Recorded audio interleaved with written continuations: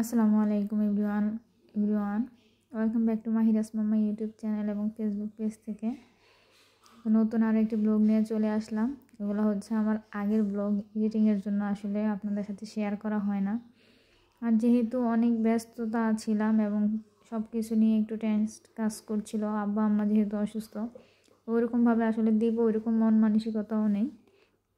তারপর যেহেতু ভিডিওগুলো আমার ফোনে আসে, ভাবলাম যে এডিট করে দিই, আমার স্মৃতি হিসেবে থাকবে। আর আপনাদের যাদের ভালো লাগে আমাকে দেখতে তারা দেখবেন, সাপোর্ট করবেন, এই জন্যই আসলে দেওয়া।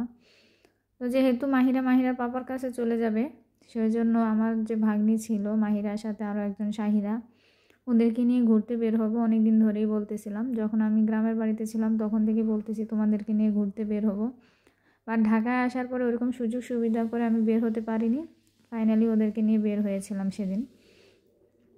তো এটা হচ্ছে আমাদের কোনাপাড়াতেই ফার্মের মোড় যেটা বলে, সেখানে বাচ্চাদের আসলে ছোটোখাটোর মধ্যে একটা ইনডোর প্লেগ্রাউন্ডের মধ্যে, খারাপ না, ভালোই, অনেক ভালো টাইম স্পেন্ড করেছে শাহিরা মাহিরা। তারা দুইজন ঝগড়া করার সময়ও তাদের সাথী হিসেবে তারা দুজনকে চুজ করে, ভালোবাসতেও দুজনকে চুজ করে, একজন ছাড়া আরেকজন অপূর্ণ, এরকম অবস্থা।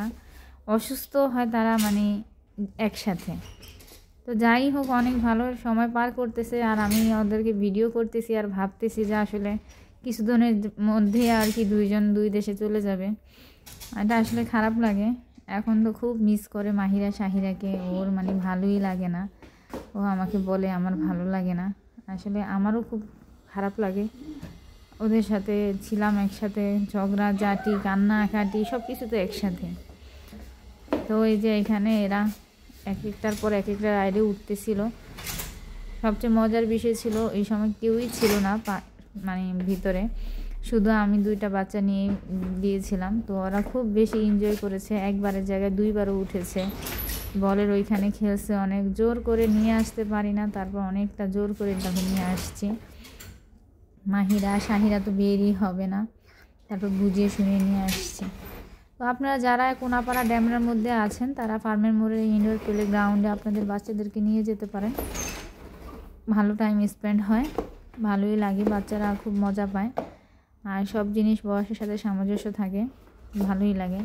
তো ওদেরকে ঘুরিয়ে ফিরিয়ে আমরা চলে আসছি রেস্টুরেন্টে খেতে। তো এইখানে তো খাওয়া দাওয়া করে বাসায় চলে যাব। আর এই রেস্টুরেন্টটাও খুব সুন্দর ছিল, শামসুল হক খান স্কুল অ্যান্ড কলেজের সামনেই ছিল।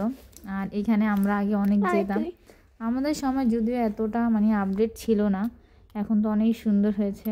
তো ওরা নিচে খাওয়া দাওয়া শেষ করে উপরে আবার একটু ঘোরার জন্য আসতে বলতেছে, আমাদেরকে একটু ঘুরিয়ে নিয়ে আসুন। তো এই তো আজকের ভিডিও এই পর্যন্তই। সবাই ভালো থাকবেন, সুস্থ থাকবেন আর আমার নতুন ব্লগগুলি দেখার জন্য অপেক্ষা করবেন। আস্তে আস্তে এখন সব ব্লগ দিব, যেহেতু আমি এখন অবসর আছি। তো আল্লাহ হাফেজ।